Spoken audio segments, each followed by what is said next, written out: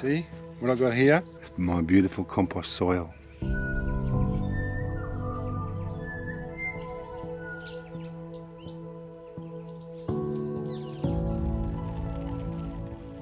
I'll be honest with you. This season, life got the better of me. Between filming, building, planting, fixing, I simply didn't make my compost. Not properly, anyway. Not the way I should for a strong winter crop.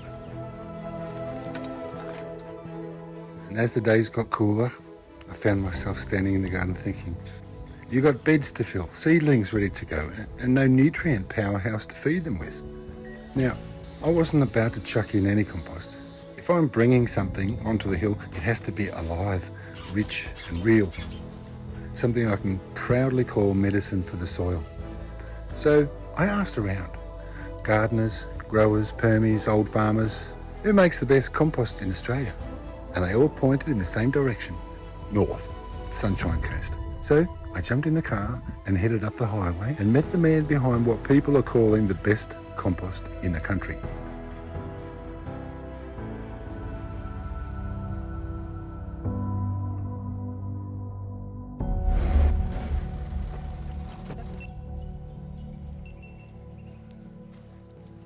Well, that's a lovely little pile of soil I just got delivered to the garden.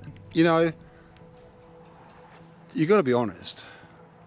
The size of the garden that I have and the amount of beds that I've got going on in the Weedy garden would mean that I'd have to turn soil every second day, every day of the year, all year round, to have enough soil, like that much soil, to put a nice big layer on my garden beds every year. And that's not really doable. Compost turning is great if you've got a small garden and you can make enough soil that you need for the whole year. Composting is great that you can turn all your waste into soil, but to have to struggle and to find so many inputs to make that much soil, my garden doesn't give out that many inputs every year. So it's like I'd have to outsource my inputs anyway. It's totally fine if you have to outsource your soil, because there is some people that actually do it for a living and do it really well. And so you're supporting them, you're supporting your garden, and you're able to take it a little bit easier with your own compost turning. And I'm going to put some of this on the rest of the garden, and I'm going to do a little control bed. Yeah. I can smell this really strong smell of ammonia, and I think it's coming from this. I don't want to pick it up anymore because I just cleaned my hands and my hands are going to stink. Turn black. Why does it smell so strong of ammonia? The thing is, like, you know, with this sort of compost and a couple others that we do, this is the fertilizer grade compost. So this is the pungent firepower. Yeah. And pungent, I'd say. Yeah, and Whoa. so yeah, it clears your sinus too. Yeah, sure does. It's like wake up. And so we want that activity, we want that nitrogen to be there and in abundance, so that when we work it through the ground, we're getting that fertilizer value out of it. It's nitrogen, yeah, different compounds, that's all nitrogen, so in different states, nitrate and ammonia. So yeah, that's the strength. And the strength is good when it's bound to a sticky humus, because you've got the carbon with the nitrogen, and so it's somewhat stabilised. Yeah, and look, when you rub your hands with it, look at your hands. That's right. It's all sticky on your hands. And so that's a really good sign to show that it's good compost, isn't it? When it kind of sticks to the pores of your hands. That's really what you're chasing. That's the heart and soul of the soil. It's humus. So with my compost at home in the Weedy garden, what would you say is better with this than the stuff that I'll be making at home? I mean, I flew over to southern India and went 2,000 metres up a mountain to find out how to make compost and how to make all the biology and how to make all the biodynamic inputs and twist all the microbes, and then learn about the nature of composting up there. So, where is that? The place is called Vino Bajipudam. This is a more intensified version. So, you know, with the home compost, I find the best thing about home compost is it's like diverse. So you've got the banana skins, you've got all these different elements, and that's all from your land. So you've got that relationship where your soil and your plants understand where this material's come from as part of that one closed unit system. And so that condensing of the energy in that pile is recognised by the land and loved and appreciated. And that home sort of compost is like a very mid-ground kind of placid compost. No doubt if you're turning it every 2 days and you've got your moisture right, you'll have a humus at the end of it as well.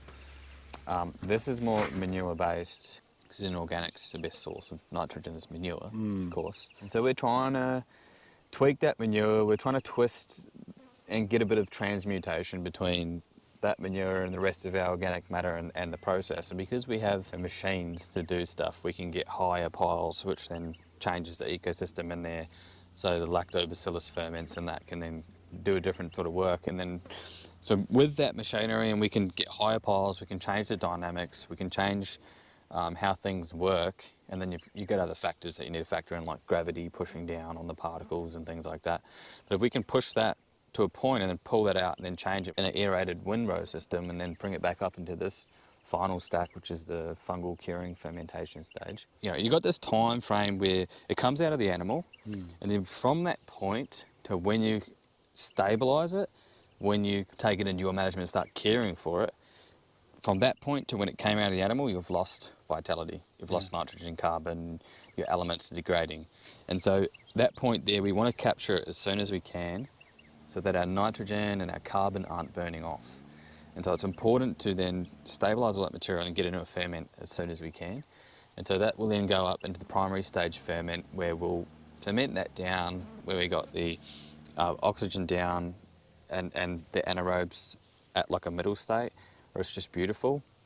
When it starts to drop into below that level, then we'll pick it back up with a different type of aeration, whether it's rolling the pile or whether it's forking the pile, whatever we got going on.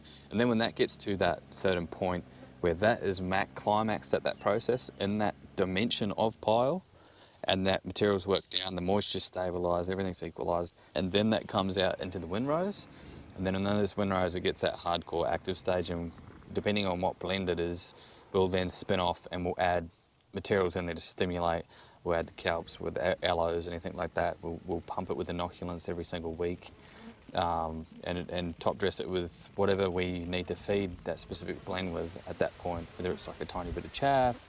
A lot of people want to make their own soil in their gardens, and Yeah. I started off doing that. Yeah. Turning my compost every second day. But if I'm going to make enough soil to put on all my garden beds once a year, I've got to turn a cubic metre of compost every day. The 18-day or 28-day hot compost, Yeah. I love it because people are getting in there and they experience the science, but it's a method that's not really, realistic. No one's going to be able to really keep up with it as you're experiencing. Yeah. And then as well, it doesn't need to be turned that much. Yeah. If you drop back to 2 or 3 days, you'd have better compost, and probably even a bit quicker. Okay. Because you're turning it and you're upsetting the ecosystem, and so all that biology has to then recalibrate with all the disturbance. Oh, right. And so it takes a certain amount of time. Oh, no. So that video I made, it's like, oh, no. Oh, it's a bang on video for the method. Yeah, yeah. For that method. Yeah. So that is the method. Yeah. But you can do a better method. Do you know what I mean? Like, there's always somewhere to improve, obviously, but if you drop that down, then your biology is going to be able to do more work. You don't need to introduce oxygen, right? Yes. And so if your oxygen's already still in there, Yes, then you don't have to turn it. because it's when your carbon levels saturate too much that you need oxygen. And so you're probably not hitting that until like 30 hours or something. Okay. 36 hours. 48 even. It depends on your material, man. Have you got woody matter in there? If you build your pile out of 50% woody matter, you won't have to turn for like 4 or 5 days. Okay. You call this Morpheus? This is the Morpheus. Why do you call it Morpheus? We developed this blend specifically so that anyone, anywhere, no matter if they're in suburbia, farmlands, if they're on rock, shale, whatever, they could grow their own produce. Yeah. And so we developed that blend for that, and so it was like, are you going to take the red pill and grow your own way to self-sufficiency? Yeah. Or are you going to take the blue pill and mindlessly follow the government down their rabbit hole? And so the ingredients you use they could be typically... Cow and pig manure, chicken manure. Over here, this is a beautiful chaff grown on site, rhodes grass. Down here, we have this beautiful 50 ml hardwood mulch and beautiful locally milled hardwood sawdust. What you got over there? We got this beautiful locally milled arborist chip. I think in the beginning of the Weedy garden, I was encouraging people to make their own soil. Yeah. Keep And it they at all home. should be, you know. And it is a good idea to make your own soil, but sometimes you just can't make enough. Yeah. That's why I think it's like taking the next step out, and that's Yes. why I've actually come to you to buy my soil this time. Yeah, for sure. And like, at the end of the day, that's also part of the system. It's like you don't have to do everything yourself. Yeah. Like there are members in the community that also are doing things, and if we all support each other, then we're creating that macro community organism. Can't wait to get some of this in my garden. So when I do get this and when it does arrive, the best thing to do with this, you were saying, would just be to put a few centimetres on top and then just rake it in, sort of scratch it into the soil. Yeah. I don't want to put a big thick layer on and then plant my vegetables, seedlings straight into it. No, definitely They'll not. go into shock. Yeah, Yeah. They'll implode. They'll implode.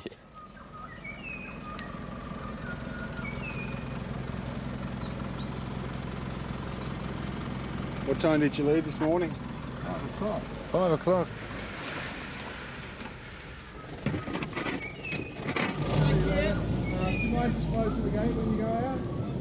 Got one big pile of soil just delivered to my garden. I'll just peg that down now, and then when I got time I'll start to it, but that's my next big job in the garden. I started by clearing out the old summer crops, harvesting what was left and giving the beds a fresh start. Then I gently pulled back the tired mulch and just aerated the soil with my garden fork. I didn't turn it, I just lifted it, opening it up, keeping that precious ecosystem right under my feet completely intact. A good soak of water, and then a beautiful 5 centimetre blanket of Kane's new compost soil, the Morpheus blend. Rich and dark and alive.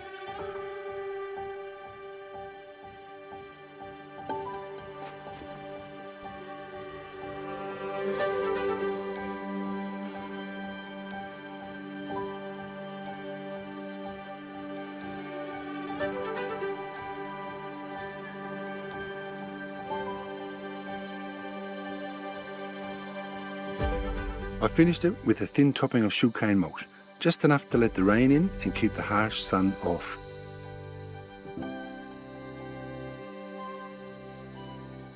One more gentle water, and in went the seedlings for the new season.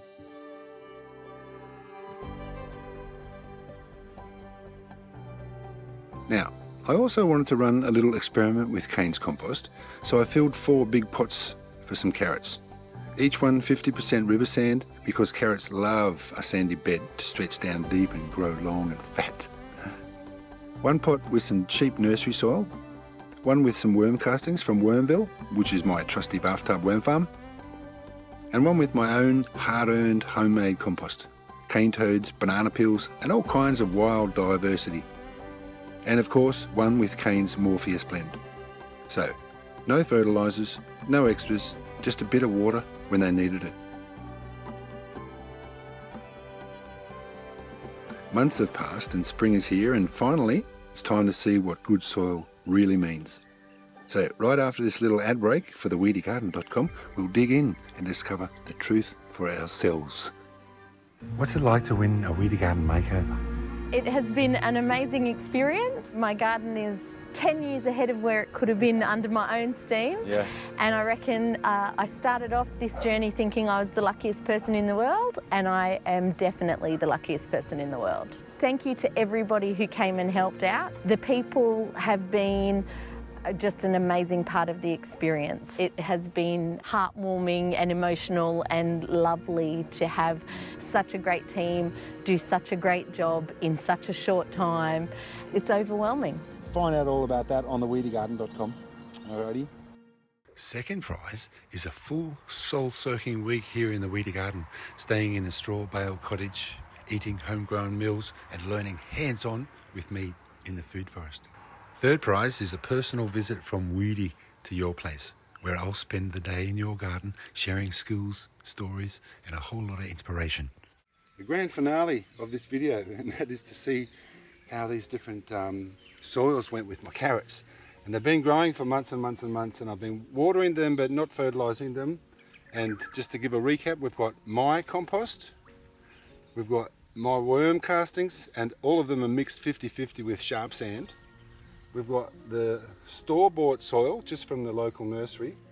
I don't have a name for it, but it was good quality garden soil all ready to go. And then at the last one here, we've got the red soil organics from Kane. And at the moment I would say they look pretty even, except this one, unfortunately mine, it got attacked by something. Check out this in here, look. Something has been eating my carrots in here. They've taken the tops off them, see? But okay, they're still growing underneath, or they're still sitting there underneath. So I'm still going to use them and weigh them and taste them. I've taken like a little handful of seeds and I've measured it out. So I've got the exact amount of seeds and I've sprinkled them out in each of the pots. Now, I wouldn't call this a scientific experiment. I just call it a weedy garden. I'm interested to see the experiment. So what I'm going to do now is I'm just going to harvest the carrots. So we're going to start with my compost. It's Weedy's compost. They're not too bad. They smell very sweet and carroty, but it's funny that they've got lots of these little ends on them. Can anybody out there tell me why these carrots look like that? Because when I buy carrots from the store, they don't have that long thing on them, but all my carrots do. All the way down to tiny little ones like that. But they all count in the weighing station. So we're taking from number 2, which is the worm casting. That one, that's the worm castings. Alrighty, nice little bunch there.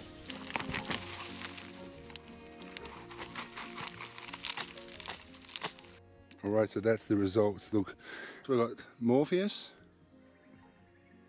shop, worm castings, and my compost. The details, my compost has been eaten by the rats a lot. Quite a fair few of the carrots have been eaten by the rats. Worm castings, not a lot to say there, except there was lots of little ones. Lots and lots of little ones, not very many big ones. See?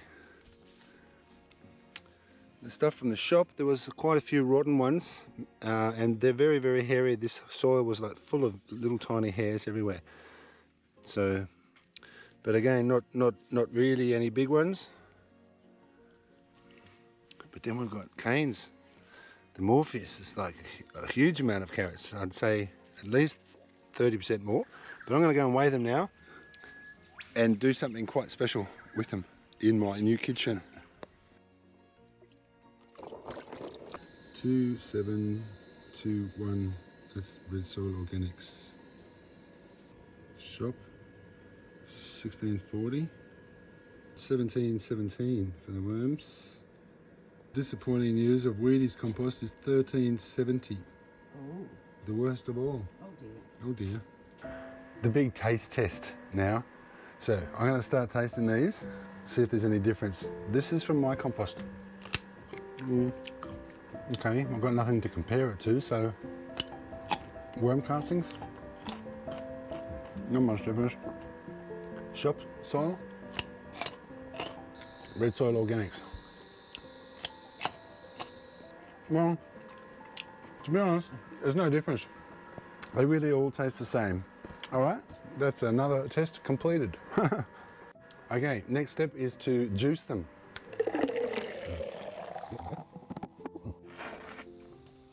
Thanks for watching, everybody. Hope you enjoyed this video. Pretty technical one this time. But if you like my content, please subscribe, because I'm working on a video now to find out exactly what it takes to make enough soil for my garden, which is 4 cubic meters. So stay tuned to the channel and find out what we call a Weedy Garden compost workout. See ya.